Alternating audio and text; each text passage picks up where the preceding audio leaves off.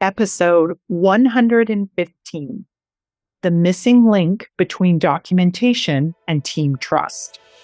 Welcome to Clinicians Creating Impact, a show for physical therapists, occupational therapists, and speech-language pathologists looking to take the next step in their careers and make a real difference in the lives of their clients. If you're looking to improve the lives of neurodiverse children and families with neurological-based challenges, grow your own business, or simply show up to help clients, this is the show for you. I'm Heather Branscombe, therapist, certified coach, clinical director, and owner of Abilities Neurological Rehabilitation. I have over 25 years experience in both the public and private sectors, and I'm here to help you become the therapist you want to be, supporting people to work towards their dreams and live their best lives. You ready to dive in? Let's go. Hi there, and welcome back to the podcast. Today, I wanted to start this episode with a confession. Now, if you've worked with me, this may or may not be new information or even a surprise, but maybe it is. Either way, I feel like I should disclose it here today as you're listening. And here's my confession. I have never actually loved documentation. Truth be told, it has always felt like something I have to do, not something I want to do. It's the thing at the end of the day or at the end of the session that can feel like more than a bit of a drain. It's a big drain. And I know that I'm not alone in that. Most clinicians I talk to actually feel the same way. So maybe you do as well. It can feel like a checkbox, and it can feel like it's just there to meet college requirements. And while that is part of it, over time, I've noticed that I made a few small shifts in how I think about documentation that has made it feel more useful and honestly, a little bit more engaging. Not because it suddenly became fun. It's not. I can tell you it's not. But because it has started to have a purpose beyond just compliance. And the biggest shift for me is this. Documentation isn't just a requirement. It actually can be a tool for building trust. Stay with me here. It doesn't mean that it's going to take away the effort. That in and of itself is not magically going to make it easier, but it does give it a different kind of meaning. And I find for myself, when something has meaning, it becomes a lot easier to engage with. So today I want to talk you through a simple way of thinking about documentation that I have found really helpful. And it's the idea of documentation as a trust building tool. So I think about this in 3 layers. The first layer is around self-trust. When you look at documentation, do you feel clear about what you're doing with this client? If you came back to this file next week or even in 2 weeks, would you be able to just pick it up and feel confident and confident in your plan? That's that first layer. I don't know about you, but that's often what I would do as I would made the shift in this documentation, was thinking about that self-trust. That second is team trust. And what I mean by that is if someone else needed to understand what was happening with this client, could they do that without needing to come find you? So that could be someone on the admin team. It could be a team lead. It could be another therapist stepping in. It could be the rehabilitation assistant that you're working with.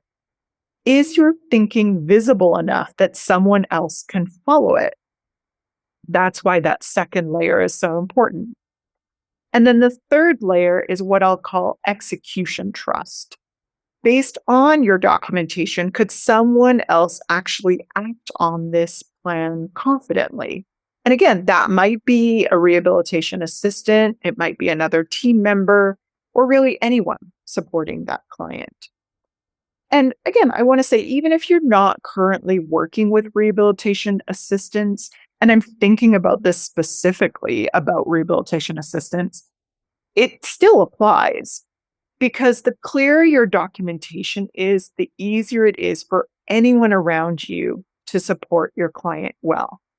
So when we start to look at documentation through this lens, it shifts from being something we just do for compliance for our college guidelines to something that actively reduces friction in our work. Now, one of the biggest things that I've noticed over time is that we tend to use documentation time to think. And that's not necessarily wrong. I used to do that all the time as well. It's often where our clinical reasoning happens. That's where we're figuring things out, making decisions, adjusting plans. It can be a really important part of our process. But documentation isn't just for thinking, it's actually for communicating that thinking. And those are actually two different things. The thinking is for you, and the documentation is for other people. And when those two blur together, we often end up with notes that make complete sense to us in the moment, but actually are quite hard for someone else to follow. And again, that's usually not intentional. It's just that we haven't separated those roles. So I just wanted to speak that out so that you can start to separate those roles. What can happen when we don't separate those roles is that your documentation holds your thinking, but it doesn't clearly translate your thinking. And that's where we start to see breakdowns in trust, especially at the team level. This episode is brought to you by Jane, a practice management software and EMR that's here to make clinic life a little easier. Running a clinical practice means managing a lot of moving parts. That's why I love how Jane helps bring a little bit of calm to the busy by allowing me to set a schedule that works for my business. I can customize treatment types and times, locations, and staff availability to keep everyone organized and my organization running smoothly. Need to send intake forms or appointment reminders? Jane can automate those too, helping clients show up prepared and on time. And when it's time to pay, it's all taken care of. No extra card swipes or billing cleanup later. I'm proud to say that we at Abilities were one of the first of the early adopters of using Jane as our scheduling, billing, and charting solution. I love how easy it is to use for our clinicians, and we can always get quick and helpful support when we have questions or concerns. So if you're looking for software that cares as much about the business side of the clinic as you do about your clients, head to jane.app/demo to learn more. And if you're ready to sign up with Jane today, you can use my code ABILITIES1MO for your first month complimentary. This brings me to something else I see quite often. As clinicians, we are trained to document. We understand that there are standards, there's expectations, there's a level of accountability there. But not everyone on our team is trained in the same way or held to the same standards. So if we don't explicitly define what clear, effective documentation and communication looks like for people we're working with, they often are left to interpret it for themselves. And that's where that misalignment can start to happen. So I want to say this really clearly. This isn't about people doing something wrong. If this is happening to you, you are not doing something wrong. It's just about communication not being as clear as it could be. And I will say that we actually see that play out in a really practical way in our organization. We have a client experience specialist in our organization, and part of her role is to support families and teams when there are challenges or concerns with clients. And one of the first things she does in those situations is she goes to the documentation. Of course, she's going to talk to the client. Of course, she's going to talk to the team members, but that documentation is there, and it's a good first place for her to start her investigation. And specifically, if there's a rehabilitation assistant involved, she looks to see if there is a clear support plan in place. Now, this isn't from a place of judgment. It's not from a place of trying to catch anyone doing something wrong, but it is because that gives us a really quick window into the quality of the communication in this particular case. And what we noticed is if there is a clear support plan, it's much easier to see what the intention was, how things were meant to be carried out, and where things may have drifted. And if there isn't one, what we often see is not necessarily poor care, but unclear communication. And that's where the impact on our clients often comes to bear. The clinician, in this case, the therapist, had a plan in their head. The rehab assistant is doing their best to interpret that plan, but somewhere in the middle, life gets a little bit off track. And then it can feel like something went wrong when really what was missing was a shared understanding. And we may have had that at the beginning, but that communication can be that North Star that everybody can come back to. And that's where this idea of separating thinking from communicating can become really powerful. And here at Abilities, one of the ways we support this is separating what we call the therapy plan from the support plan. Because the therapy plan holds your clinical thinking. Again, that's your goals, your clinical reasoning, your overall direction, the frequency of the sessions. It's really the what and the why. But the support plan is the how. What is actually going to be done? How is it actually going to be done? And what does success actually look like? And we can include communication and a communication plan in that.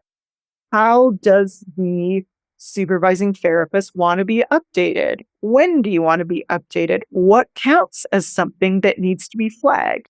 And if something goes off track, how do you want that to be communicated back to you? So in that way, it creates clarity in both directions. And one important thing why we actually keep that separate from the main documentation is because it makes it much easier for the team to access and use that in real time. Now, again, you don't need to use our exact system if you're not working for us at Abilities. But what I'd really encourage you to think about is this. Do you have a way of translating your clinical thinking into something that someone else can confidently act on? Because that's the bridge. And if the bridge isn't there, you end up carrying a lot more of that load yourself. So if you're looking to make a shift in your documentation, I would make it really simple. Run your documentation through these 3 layers of trust. So first, do I feel clear?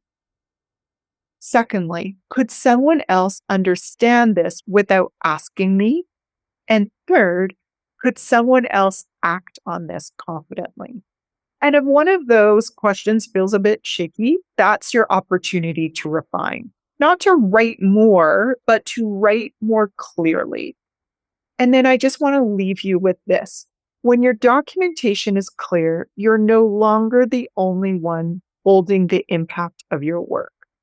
You're creating clarity that allows your team to support you, your client, and the outcomes that you're all working towards. And that doesn't just improve care, it reduces the pressure on yourself as a clinician. Clear documentation doesn't just organize your work, it distributes the impact your work across the team. Thank you so much for listening to this episode, and I look forward to meeting you in our next one. Talk to you soon. Thanks for joining me this week on the Clinicians Creating Impact podcast. Want to learn more about the work I'm doing with Abilities Rehabilitation? Head on over to abilitiesrehabilitation.com. See you next week.